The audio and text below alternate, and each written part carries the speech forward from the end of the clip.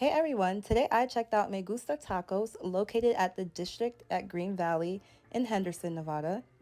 They've got some delicious tacos and burritos. And I'm starting out with these agua frescas because it's a really hot day. I'm trying the hibiscus and also the pineapple basil. So let's get into these nachos loaded with guacamole, sour cream, beans, all the good stuff. Then we have the ceviche. You guys, this was so delicious and refreshing.